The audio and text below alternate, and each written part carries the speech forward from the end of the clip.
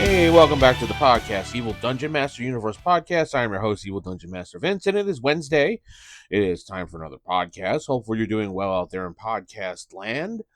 Middle of the week, closer to getting, the weekend, closer to the 4th of July holiday weekend.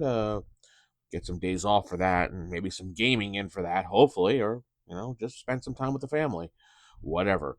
TheEvilDM.com is my website. AskTheDM at TheEvilDM.com is my email address. Patreon.com/TheEvilDM is where you can support me. On to today's topic. So I was looking at some comments on Spotify, and I noticed that one of the listeners named Jeremy asked me to talk about a spell in Unearthed Arcana called Stoneskin. Now, I remember this spell very much because it's a 4th level spell that you obtain at 7th level. And there was a little bit of controversy around the spell when it came to how the spell was written and what certain things meant. And this spell obviously came from Dragon Magazine, as all Unearthed Arcana stuff basically did. When they decided that they needed more money and wanted to put out a book, they started putting together Unearthed Arcana and stuff like that. So this is a 4th level spell. It's touch special, 1 creature. Verbal, semantic, and material is needed. 1 segment casting time, and there's no saving throw. So when this spell is cast, the affected creature gains the virtual immunity to any attack, cut, blow, projectile, or the like. Thus, even a sword of sharpness would not affect the creature protected by Stoneskin, nor would a rock hurled by a giant, a snake strike, etc., would affect him. However, magical attacks from such things like fireball and magic missile, lightning bolt, and so on forth would have a normal effect. Any attack or any attack sequence, that's where it was a little bit weird, from a single opponent dispels the duomer, although it makes the creature immune to that single attack or attack sequence. Attacks with relatively soft weapons, such as a monk's hand or Orgrillian's fist, will inflict 1 to 2 points of damage on the attacker for each such attack while attacked creature is protected by Stoneskin Spell, but it will not dispel duomer. The material components of the spell are granite and diamond dust sprinkled on the recipient's skin. So, what exactly is the attack sequence? Something that we always kind of wondered. And is that attack sequence if the fighter does, 3 attacks, 1 attack? What exactly is an attack sequence? I'm assuming attack sequence, and we've always listed an attack sequence as their actual actions of attack. So if some creature has a claw bite, that's considered an attack sequence. If a fighter has, 3/2 attacks, that's his attack sequence. Whatever he does with those attacks, as long as it's an offensive attack on the person with the stone skin. And pretty much that's it. This spell, well, there are a couple things that came up over the years with people using this spell, because this is one of the spells that once we unleash the Unearthed Arcana book and allow people to use it, this is one of the spells that they look for, especially when they get up at higher levels. So, for instance, how much does this Stoneskin spell actually protect you as far as damage is concerned?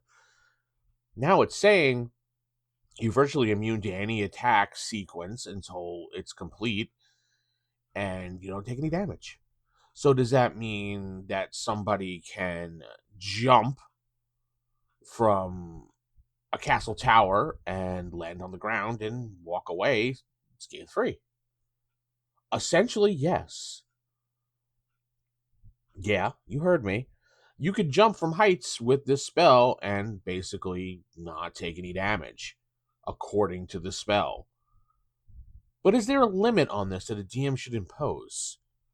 Like, should they allow a player character to jump from hundreds of feet just to land on the ground and dust off and walk away like nothing ever happened? Now, when people have done this in the campaigns that I've run for Stoneskin, I've always limited it to the maximum of 100 feet. That sounds logical. After that, no, it doesn't work out so well. So, yeah, 100 feet I think is reasonable that someone with this type of spell will be protected. I mean, this is a DM decision, DM fiat here, so to speak. So it's really up to your DM. And if he doesn't want to allow it, then he doesn't have to allow it. Again, it's his rules and his campaign. So, and there was always another argument about this spell is, especially if it's a DM that uses components. Like a lot of times in campaigns, I've really ignored components when it can't. I didn't want to have to deal with it. My group didn't want to have to deal with it. We all agreed that when it came to certain components, unless it was really, really rare, that they always had a component pouch. And that if when you went to town, you automatically spent, depending on what level you were, I think if you were first level, you'd spend like 5 gold, and that would give you enough to supplement your spells that you needed. And then as we went up in level, we multiplied it by level 10, 15, things like that, 20, 30 gold, to the point that you were spending 100 gold every time you went into town to refill your magical pouch of components. And we also made a deal that if you didn't use it, you would have to pay half of what it was, regardless if you used spells or not that day, because it was just one of those things, because you need components for these spells, obviously. So we all came to a certain deal that regardless if you used it or not, you're still paying a certain amount, and it's better than having to go make sure you have exactly every little component. Now, Diamond Dust, on the other hand, was always something that we said that you had to actually obtain, because diamonds aren't something you could just walk into town with. Hey, can I have some diamonds? It's not like modern day where you can go to the store and buy yourself a diamond ring for that girl you want to marry and then not like her. But diamond dust is hard to find. So it's going to be, well, it doesn't actually say how much granite or how much diamond dust you need. It just says sprinkled on the skin. So is a pinch, an ounce? I don't know. Do whatever you want. It's a pinch. So we would say that you would buy diamond dust or find diamonds and destroy diamonds and dust it, and you would have it for quite some time, because you're not going to be casting a 4th level spell that often. Generally, like I said in the past, most of the campaigns I've been a part of never really get that high. So being 7th level was kind of near the tail end of when we would stop playing, maybe around 8th, the most, 9th. So you really weren't using too many different spells, or basically it was the end of the campaign at that point. But this spell can be found on page 57. I honestly want to hear what you guys think in the comments about the Stoneskin spell, and if it could be used for fall damage or something like that. Like, when a rock is thrown at you, yeah, sure, you'll be thrown, and the rock hurled at you, boom, you go flying. Now, after you go flying, do you take damage? Maybe. I don't know. You tell me in the comments. I want to hear your decision on this as a DM.